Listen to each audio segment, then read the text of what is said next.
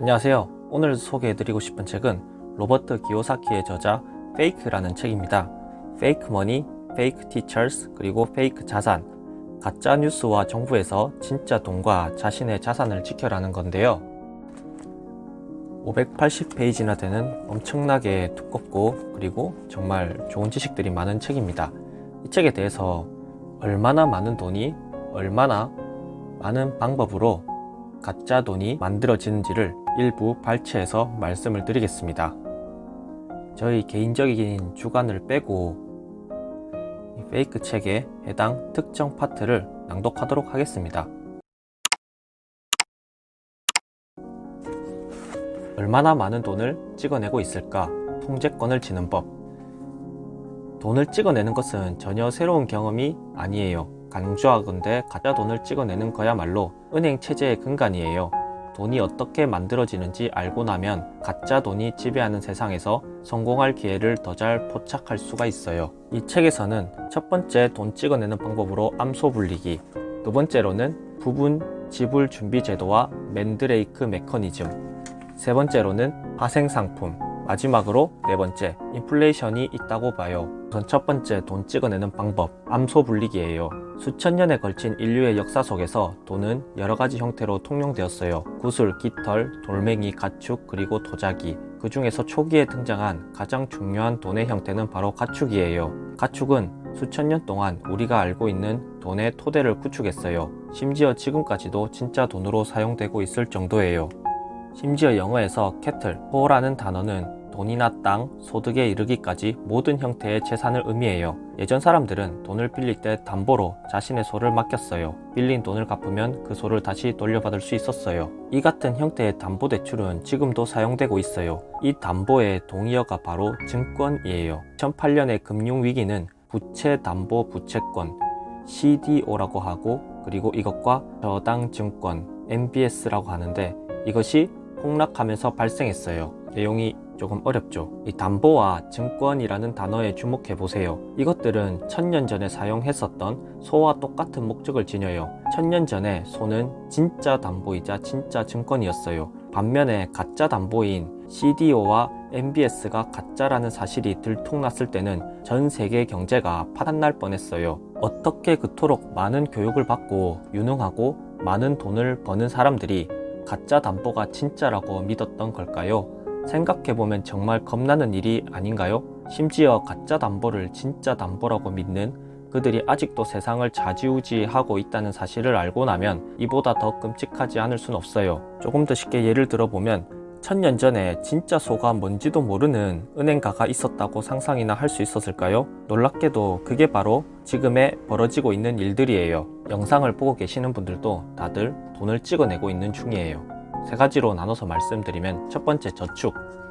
은행에 돈을 예금하면 당신의 돈은 또 다른 돈을 찍어내게 돼요. 당신에게 돈에는 돈으로, 즉 이자라는 형태로 보상이 부여되는 것이에요. 다시 한번 말하지만 당신의 예금에 붙는 이자는 당신이 찍어내는 돈이에요. 두 번째, 신용카드예요. 신용카드를 쓸 때도 당신은 돈을 찍어내는 것이에요. 신용카드는 진짜 돈이 아니에요. 당신이 믿음직한 신용을 지녔다는 보장일 뿐이에요. 당신의 그 훌륭한 신용이 곧 은행의 담보물이며 미국에서는 개인의 신용 등급을 FICO 점수로 측정해요. 다만 다른 점이 있다면 신용카드를 사용할 때는 은행을 위해 돈을 찍어낸다는 것이에요. 당신이 다시 갚아야 하고 더불어 이자까지 붙게 되는 돈 말이에요. 세 번째는 융자예요. 자동차나 주택, 사업 때문에 은행에서 융자를 받을 때에도 당신은 돈을 찍어내고 있어요. 당신은 은행을 위해 돈을 찍어내고 은행은 그 대가로 당신에게 새로 찍어낸 돈에 대한 이자를 청구해요. 당신이 찍어내는 두 가지 돈에 대해서 간단하게 예를 들어볼게요.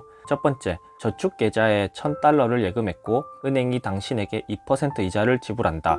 두 번째, 신용카드로 $1000를 소비했고 은행이 그에 대해 18% 이자를 청구한다. 두 경우 모두 당신이 새로 찍어낸 돈이에요. 문제는 누구의 돈이 더 높은 가치를 지니느냐의 것이에요. 당신의 돈일까 아니면 당신이 은행을 위해 새로 찍어낸 돈일까? 명심하세요. 1971년부터 전 세계 통화체제는 가짜 돈을 찍어내고 있어요. 명심하세요. 돈을 위해 일하는 사람들은 돈을 찍어내는 사람들을 위해 일하는 것이에요. 이 책에서 당신은 사람들이 얻고자 열심히 일하는 바로 그 돈을 찍어내는 사람이 되는 법을 배울 것이에요. 하지만 그러려면 먼저 돈이 어떻게 만들어지는지부터 이해해야 돼요. 두 번째 돈 찍어내는 방법이에요. 부분 지불 준비 제도와 맨드레이크 메커니즘이에요. 전 세계 은행 체제는 대부분 부분 지불 준비 제도를 기반으로 하고 있어요. 이 제도는 수천 년 전부터 존재해 왔어요. 부분 지불 준비 제도에 대해 간단하게 설명해 보면 수천 년 전 당신은 한 상점을 운영하고 있어요. 당신은 금화 10개를 갖고 상점에서 판매할 상품을 구입하기 위해 수천 킬로미터나 떨어진 나라에 가야 하는데 어쩌면 중간에 강도를 마주칠지도 몰라요. 그래서 당신은 살고 있는 지역의 은행가를 찾아가요. 대개 금세공인인 그는 당신의 금화 10개를 금고에 안전하게 보관해 두겠다고 약속하고는 당신이 금화 10개를 맡겼다는 증서를 써줘요. 그 증서가 바로 지금도 사용되고 있는 양도성 예금 증서예요. 당신은 그 종이 한 장을 갖고 온갖 위험이 도사리고 있는 수천 킬로미터에 달하는 거리를 여행해요. 그동안 은행가가 보관하고 있는 당신의 금화는 안전해요. 당신은 상점에서 판매할 새 상품을 구입하고 당신에게 물건을 판 상인에게 CD를 넘겨준 다음 집으로 돌아와요. 당신에게 상품을 판매한 상인은 그가 거래하는 은행가에서 가서 당신의 CD, 즉 양도성 예금 증서를 금화 10개와 교환해요. 얼마 후 당신은 종이 서류인 CD가 금화보다 훨씬 안전하고 편리하다는 사실을 깨달아요. 당신은 은행가에게 금화를 맡기고 그 은행가가 발행한 금화 보관증인 CD를 종이돈처럼 사용하기 시작해요. 그렇다면 은행은 어떻게 돈을 찍어낼까요? 돈이 필요한 사람들이 은행가를 찾아가 대출을 부탁해요. 은행가는 당신이 맡긴 금화 10개 중에서 9개를 다른 사람에게 빌려줘요. 금고에 남아있는 금화 1개가 바로 부분 지불 준비금이에요. 은행가는 준비금으로 원금의 10%, 금화 10개 중에 1개만 갖고 있으면 돼요. 이제 새로운 돈이 만들어졌어요. 금화 10개가 부분 지불 준비 제도를 통해 금화 19개가 된 것이에요. 당신이 가진 금화 10개는 진짜 돈이에요. 은행가가 다른 사람에게 빌려준 금화 9개는 가짜 돈이에요. 은행가는 가짜 돈을 찍어낸 것이에요. 이제 여기서 이야기는 더 흥미진진해져요. 당신의 금화 10개 중에서 9개를 빌린 사람이 그가 거래하는 은행에 가서 빌려온 금화 9개를 예금하고 CD, 즉 양도성 예금 증서를 받아요. 그리고 금화 9개를 가진 은행은 다음 사람에게 금화 9개의 10%인 8.1개를 빌려줘요. 금화 8.1개를 빌린 사람은 또 다른 은행에 그것을 예치하고 은행은 또다시 금화 8.1개의 90%를 다른 사람에게 대출해주고 이런 식으로 그렇게 끊임없이 반복돼요. 맨드레이크라는 만화 캐릭터에서 이름을 딴 맨드레이크 메커니즘이라는 것이 있어요. 마법사 맨드레이크는 모자 속에서 무엇이든 원하는 것을 꺼낼 수 있어요. 당신의 은행가도 허공에서 돈을 만들어낼 수 있어요. 앞에서 설명한 간단한 예시에서 원래의 금화 10개는 부분 지불 준비 제도라는 마법을 통해 10개 더하기 9개 더하기 8.1개 하면 27.1개까지 늘어났고 이 27.1개의 금화는 부분 지불 준비 제도와 맨드레이크 메커니즘을 통해 순식간에 2710개나 혹은 그 이상까지 불어날 수가 있어요. 부분 지불 준비 제도와 맨드레이크 메커니즘은 가짜 돈이 얼마나 눈 깜짝할 사이에 엄청난 규모로 증가할 수 있는지를 보여줘요. 여기서 더해서 1971년 닉슨 대통령이 금 본위제를 폐지하자 세상에는 더 이상 금화 10개가 필요하지 않게 됐어요. 그리고 마법 돈을 쏟아내는 맨드레이크 시스템이 세상을 장악했어요. 맨드레이크가 모자 속에서 가짜 돈을 끊임없이 끄집어내는 동안 수십억 명의 사람들이 전 세계 은행으로 달려가 수십억 달러의 가짜 돈을 빌리고 예금하는 모습을 상상해 보세요. 2008년 이래 마법사 맨드레이크는 그가 만들어낸 마법돈의 세상이 붕괴하는 것을 막기 위해 모자에서 자그마치 1000조 달러가 넘는 돈을 꺼냈어요. 맨드레이크가 언제까지 마법돈을 만들어낼 수 있을까요? 바로 우리가 현재 직면하고 있는 문제예요. 최근에 우리나라에도 핫했던 ETF, ETN이라는 것이 있어요. 맨드레이크는 가짜 은과 가짜 금도 만들었어요. 가짜 금과 가짜 은이 상장 지수 펀드에 투자하지는 않아요. 금과 은의 ETF인 GLD와 SLV는 가짜 금과 가짜 은이에요. 저자가 ETF에 투자하지 않는 이유는 모든 ETF가 부분 지불 준비 제도, 즉 맨드레이크의 마법 공연의 일부이기 때문이에요. 예를 들어 맨드레이크는 ETF를 이용해 진짜 금 1온스를 가짜 종이금 50에서 100온스로 만들 수 있어요. ETF와 뮤추얼 펀드는 모두 맨드레이크의 마법이에요. 맨드레이크는 돈과 주식, 채권, 심지어 부동산까지도 모자에서 꺼낼 수 있어요. 부동산 ETF는 부동산 투자 신탁, 즉 REIT라고 불려요. 저자는 금과 은, 부동산을 사랑하지만 GLD와 SLV, REIT에는 투자하지는 않아요. 세 번째로 돈을 찍어내는 방법은 파생상품이에요. 파생상품에 대해서 간단하게 알아보면은 앞서 오렌지 주스가 오렌지의 파생상품이라고 말한 적이 있어요. 다시 이 오렌지 주스에서 수분을 증발시키면 농축 오렌지 주스가 되고, 이는 오렌지와 오렌지 주스 모두의 파생상품이라고 말해요. 그럼 석유의 경우는 어떨까요?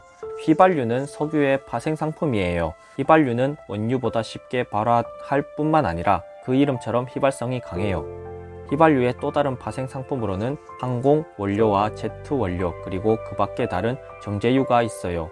우라늄의 원자 번호는 92이고 원소 기호는 U예요. 우라늄은 은보다 더 흔한 물질이에요. 우라늄의 파생상품은 불안하고 위험하며 유독성을 띠는데 주로 원자로 연료와 대량 살상 무기로 사용돼요. 파생상품은 이름만 들어봐도 위험할 것 같지요. 마찬가지로 주식은 기업의 파생상품이에요. 주택용자는 부동산의 파생상품이에요. 그리고 채권은 돈의 파생상품이에요. 그러다 약 50년 전 세상이 바뀌었어요. 버키 풀러는 그들이 돈으로 게임을 시작했다고 말해요. 돈의 세계를 장악한 금융공학은 오랫동안 진짜 번영을 창출할 수 있는 새로운 자산이 아니라 해로운 가짜 자산을 창조했어요. 2005년쯤 고수익을 갈망하던 엘리트 금융공학자들은 주택용자 같은 평범한 금융 파생상품을 사용해 서브프라임 대출자들을 발굴하여 그들이 감당할 수 없는 수준의 대출을 해주었고, 주택저당증권 또는 부채담보부채권이라는 프랑켄슈타인의 금융 괴물을 창조한 다음 이를 증권의 형태로 만들어 세계에 판매했어요. 다시 말해 금융 파생상품에 금융 파생상품을 퍼뜨린 것이에요. 바로 이것이 워런 버핏이 금융계의 대량 살상 무기라고 불렀던 그것이에요. 스티븐 브릴이 2008년에 금융계의 대량 학살 무기가 터졌고 세계 경제는 거의 붕괴할 뻔했다고 말한 원인이에요. 그런데 그 이후로 변화가 있었나요? 2007년에 파생상품 시장의 총 규모는 약 700조 달러였고 2008년에는 이 대량 살상 무기가 폭발해 세계 경제를 거의 붕괴시켰어요. 리먼 브러더스 사태이지요. 그리고 2018년 현재 파생상품의 총 가치는 1200조 달러에 달해요. 뭐 하러 바뀌겠나요? 맨드레이크의 마법 공연은 지금도 계속되고 있어요. 마지막 돈을 찍어내는 방법 네 번째, 인플레이션이에요. 맨드레이크의 마법 공연은 인플레이션을 기반으로 유지가 돼요.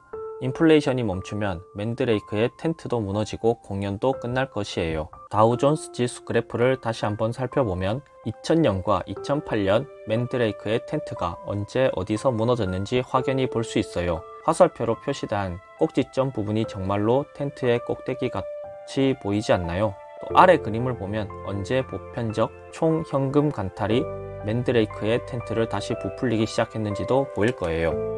돈 찍어내기의 다른 말은 부실 자산 구제 프로그램, 즉 양적 완화라고 해요. 여기서 교훈이 있는데 세 가지로 말씀을 드려볼게요. 첫 번째, 맨드레이크의 마법은 인플레이션이 존재할 때에만 유지될 수 있다. 두 번째, 인플레이션이 발생하지 않는다면 맨드레이크는 돈을 찍어내 생긴 거대한 빚을 갚을 수가 없다. 세 번째, 인플레이션이 발생하면 부채의 가치가 줄고 돈의 가치가 줄기 때문에 더 저렴해진 달러로 부채를 갚을 수 있다. 다음 그림을 보면 이해하기가 쉬울 거예요. 디플레이션이 발생하면 부채의 가치가 증가하기 때문에 전보다 더 비싸고 가치가 인상된 달러로 부채를 지불해야 돼요. 디플레이션은 대개 불경기로 이어져요. 인플레이션 시기에 사람들은 가격이 더 올라갈까봐 신속하게 돈을 쓰게 돼요. 반대로 디플레이션 시기에 사람들은 돈을 쓰지 않아요. 그들은 가격이 내려가기를 기다리고 이는 경기 침체로 이어져요. 그러므로 맨드레이크 마법의 돈 공연에는 인플레이션이 필요해요. 인플레이션이 일어나지 않는다면 맨드레이크는 지난번 공연에 들어간 비용을 지불할 수가 없어요. 그것이 바로 연방정부와 재무부가 TARP와 QE를 도입하는 이유예요.